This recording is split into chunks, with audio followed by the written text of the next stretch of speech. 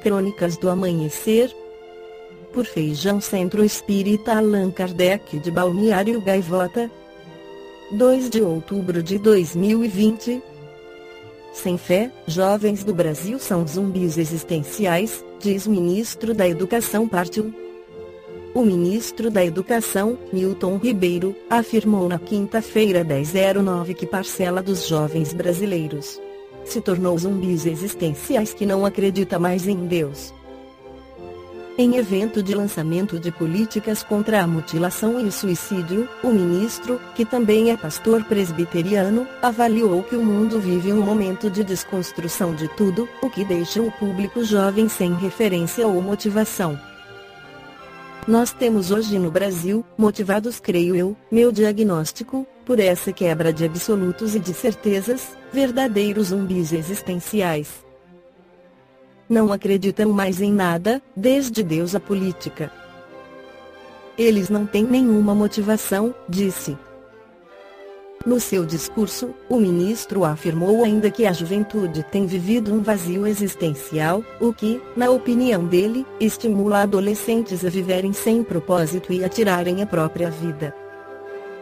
Especialistas em prevenção ao suicídio alertam que não há evidência de relação entre religiosidade e suicídio e pedem que a população tenha cuidado para não espalhar o que chamam de mitos prejudiciais. Nós vivemos em um tempo de desconstrução de tudo. De tudo o que é valor, de tudo o que é absoluto. De todas as certezas da vida, disse. Não há mais uma juventude que acredite nas coisas como Deus, religião, política e família. Eles perdem totalmente o referencial, ressaltou. Segundo ele, a grande moda dos sociólogos e filósofos é desconstruir valores e ideias e não colocar nada no lugar, deixa um vazio. A respeito da fé, Allan Kardec esclarece no Evangelho segundo o Espiritismo capítulo 19, do ponto de vista religioso, a fé consiste na crença em dogmas especiais, que constituem as diferentes religiões. Todas elas têm seus artigos de fé. Sob esse aspecto, pode a fé ser raciocinada ou cega. Nada examinando, a fé cega aceita, sem verificação, assim o verdadeiro como o falso, e a cada passo se choca com a evidência e a razão. Levada ao excesso, produz o fanatismo. Em assentando no erro, cedo ou tarde desmorona, somente a fé que se baseia na verdade garante o futuro, porque nada tem a temer do progresso das luzes, dado que o que é verdadeiro na obscuridade, também é luz meridiana.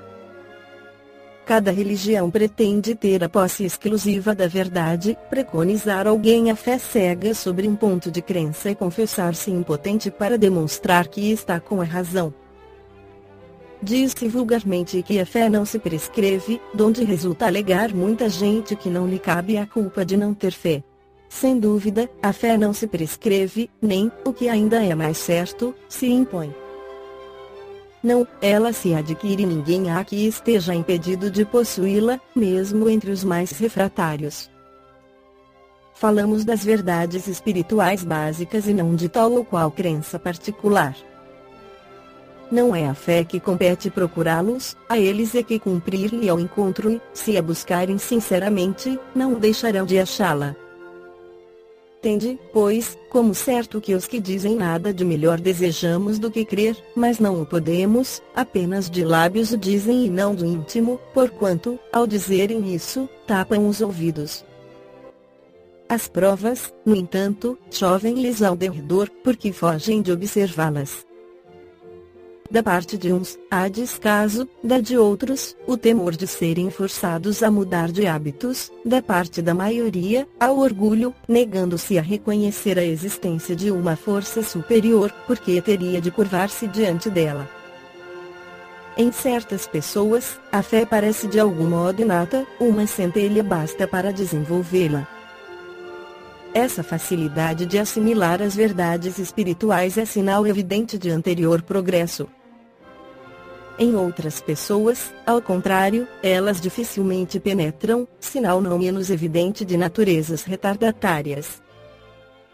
As primeiras já creram e compreenderam, trazem, ao renascerem, a intuição do que souberam e estão com a educação feita, as segundas tudo têm de aprender e estão com a educação por fazer.